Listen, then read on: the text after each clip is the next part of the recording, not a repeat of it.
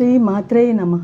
లలితా సహస్రనామంలో 20వ నామం షింజానమణి మంజీర మండిత శ్రీపదాంబుజ మరాళీ మందగమన మహాలావణ్య శేవదిహి. దీని ఈ నామం యొక్క నవనీతం.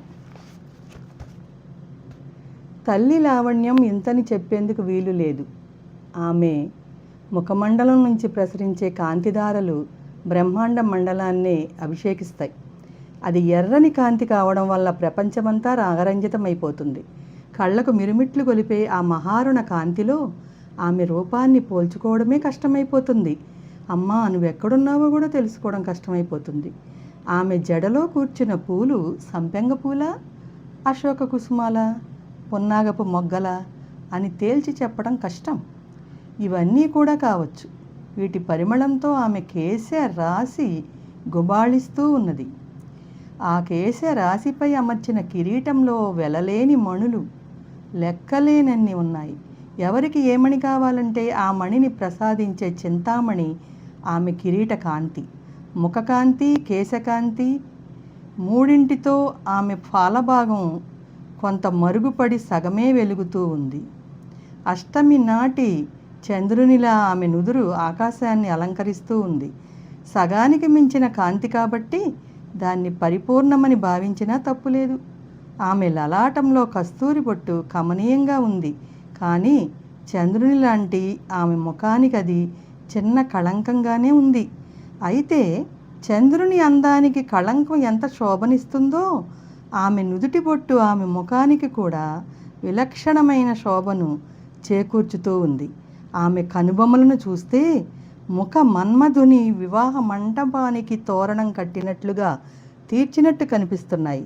ఆ కనుబొమ్మలు ఆమె కళ్ళకే కాక ప్రపంచానికే మాంగళ్యాన్ని ప్రసాదించగలవు. ఇక ఆమె కళ్ళ విషయం వస్తే ఆమె ముఖ మండలంలో ప్రవహించే శ్రీ సరస్సులో అవి చేపల్లా తిరుగుతూ ఉన్నాయి.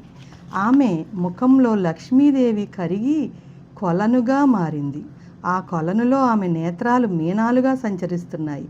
ఆమె నాసాగ్రం గుమగుమలాడే సంపంగి పువ్వులా ఉంది. ఆ సంపంగి కూడా అప్పుడే వికసించి ఉండాలి, లేకుంటే అనాగ్రాతమైన ఈ కొత్త వాసన రాదే. ఆమె పెట్టుకున్న ముక్కు పుడకను చూస్తే చుక్కలు సిగ్గుపడి ఆమె తమ కాంతి కిరణాలను ఉపసంహరించుకుంటున్నాయట. ఆమె చెవిలో కూర్చున్న కదంబం ఆమె లావణ్య కల్పనకు కమనీయతను కూరుస్తూ ఉంది. సౌభాగ్య సూచకములైన ఆమె కన్నులు చూస్తే సూర్యచంద్రులని ఆమె కమ్మలుగా ధరించిందా అనిపిస్తుంది. ఆ కమ్మలలో వెచ్చదనం, చల్లదనం రెండూ ఉన్నాయి. ఆమె చెక్కిళ్ళ జిగికి పద్మరాగ శిలలు కూడా ఓడిపోవలసిందే. అద్దం లాంటి ఆమె చెక్కిళ్ళ ముందు ఏ తళతళలు కూడా పనికిరావు. ఆమె సుదతి. ఆమె దంతకాంతి పగడాలను, బింబ ఫలాలను తిరస్కరిస్తూ ఉంది. ఆమె పలువరస స్వచ్ఛమైన జ్ఞానం అంకురించేందుకు అనుకూలంగా ఉంది.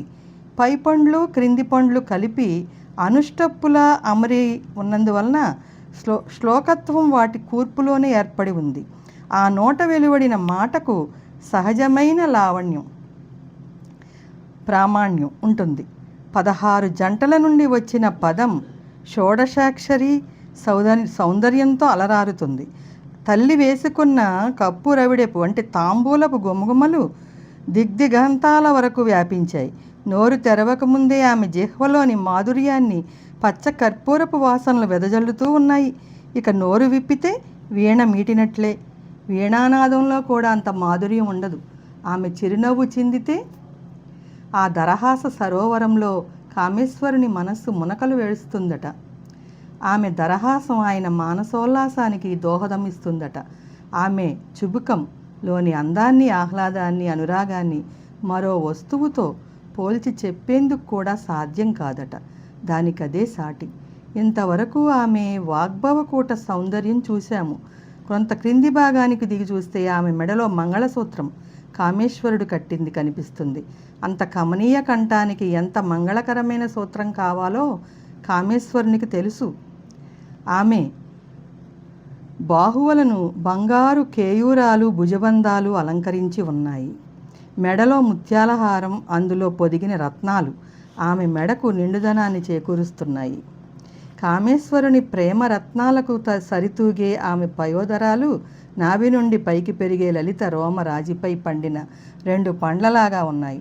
ఆ ఫలభారానికి వంగిన తీగెలాగా ఉదరభాగం 3 చోట్ల ముడతలు పడిపోయింది. ఆ బరువుకి అసలే కనిపించని నడుము సడలిపోకుండా ఈ ముడతలు నడుమును కట్టివేసినట్టు తోస్తుందట. నిండు కెంజాయితో నిగనిగలాడే పట్టుచీర ఆమె నడుముకు పట్టినట్లు సరిపోయింది. ఆ చీరపై ధరించిన వడ్డాణం రత్నాల కాంతితో దగదగలాడుతూ ఉంది. ఆమె ఊరువులలోని సొగసు, చెలిమి, మెత్తని మైమరుపు కామేశ్వరునికే తెలుసు. ఆమె మోకాళ్ళు మాణిక్యాలతో చేసిన 2 కిరీటాల వలె శోభిలుతూ ఉన్నాయి. అవే ఆయనకు తూణీరాలు గనుక వాటిని ఇంద్రగోపమణులతో పొదిగి పదిలపరుచుకుంటాడట. కాలి మడిమలు మాత్రం కనిపించడం లేదు. అవి చీర మరుగున దాగి ఉన్నాయి. అవి అలా ఉండటం వల్లనే మీగాళ్ల మిసమిసలకు జిలుగు చేకూరింది. తాబేటి చెప్పులను ధిక్కరించే తల్లి మీగాళ్ళు పుడమి తల్లిని భరించేంత ఉత్సాహాన్ని ప్రకటిస్తూ ఉన్నాయి. ప్రపంచంలోని ప్రతి పదానికి ప్రాతిపదికలైన ఆమె ప్రపదాలు గోళ్ల వెలుగుతో భక్తుల అజ్ఞానాంధకారాన్ని పారద్రోలుతూ ఉన్నాయి. తల్లి లావణ్యమంతా ఒకవైపు, ఆమె పాదాలు మరోవైపు ఉంచి చూస్తే పాదాలకే ఎక్కువ ప్రాధాన్యం లభిస్తుంది. ఆమె పాద సంచలనం వల్లనే సృష్టి సంచరిస్తుంది. ఎంత అందాల రాశి అయినా చలించని సౌందర్యం ఫలించదు. చలనానికి చరణ యుగళం ఆధారం. కమలకాంతిని ధిక్కరించే చరణాలతో ఆమె ముందుకు నడుస్తుంటే కాలి అందెలు గల్లు గల్లుమని మోగుతూ శృతి శుభంగా వినిపిస్తున్నాయి. ప్రపంచంలోని లావణ్యసారమంతా ఒకచోట చేరి మందమందంగా మరాళ గమనంతో ముందుకు సాగుతూ ఉంటే ఎక్కడ చూచినా ఆమె చరణాలే, ఎక్కడ చూచినా ఆమె ఆభరణాలే, ఎక్కడ చూచినా ఆమె అరుణారుణ కాంతి కిరణాలే కనిపిస్తాయి. అందాల రాశి ఆ అమ్మ.